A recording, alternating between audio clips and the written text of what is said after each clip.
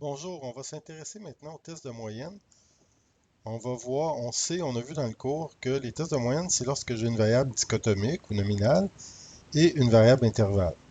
Donc, dans la base de données des détenus, j'ai l'âge qui est une variable intervalle, j'ai le nombre d'incarcérations antérieures, le nombre, c'est une quantité, c'est intervalle, et j'ai la durée de la sentence en jours. Donc, ça sera mes trois variables indépendantes que je vais mettre en relation avec la récidive, qui est les dichotomiques.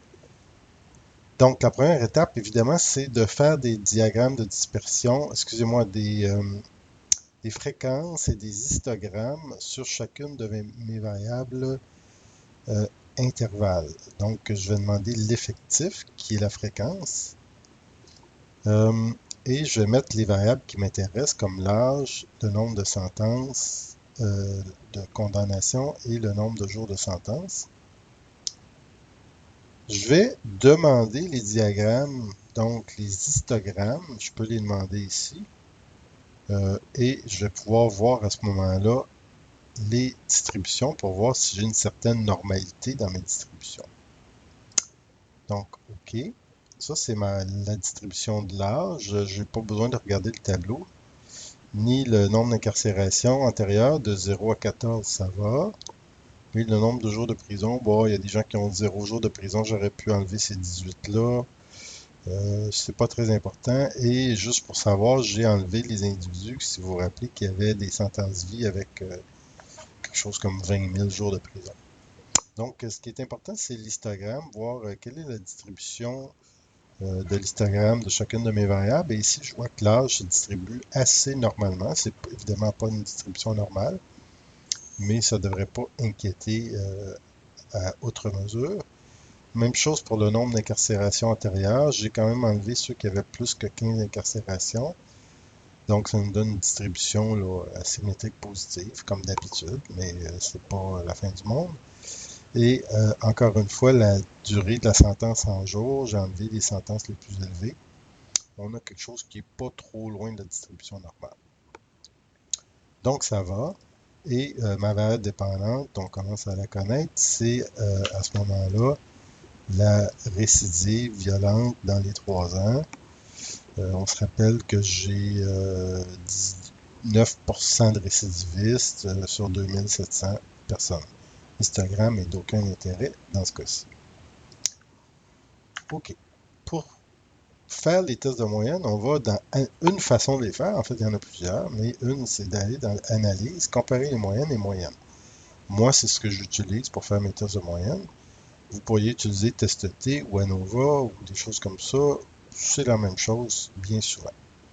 Donc, les moyennes, je vais réinitialiser ça ici. Ce que je dois mettre, ce qui est un peu tannant, c'est que SPSS ne nous donne pas nécessairement la bonne terminologie. Ce que je dois mettre en haut, c'est mes variables intervalles. Donc, l'âge, le nombre d'incarcérations et le nombre de jours de prison. Et la variable indépendante, qui n'est pas indépendante dans ce cas-ci, c'est la variable groupe, en fait. On la met ici. Tout ce qu'on doit demander comme option, c'est, bon, par défaut, on va avoir moyenne, écart type, des choses qu'on veut, et demander le tableau ANOVA et état, ce qui va nous donner la signification et la force de la relation. Poursuivre. OK, c'est fini. L'information vient en 3 tableaux. Premièrement, dans le tableau des moyennes. Donc, la moyenne ici, l'âge moyen des non-récidivistes, c'est de 26 ans. L'âge moyen des récidivistes, il est de 24 ans. Donc, c'est pas une grosse différence. Le postulat d'homogénéité de variance, on peut le vérifier ici avec les écarts types du premier groupe qui est à 7.3, puis l'écart type du deuxième à 5.8. C'est pas des différences immenses d'écart type, donc on ne viole pas le postulat d'homogénéité de variance. Au niveau des incarcérations antérieures, chez ceux qui ne récidivent pas, on en a 2.1.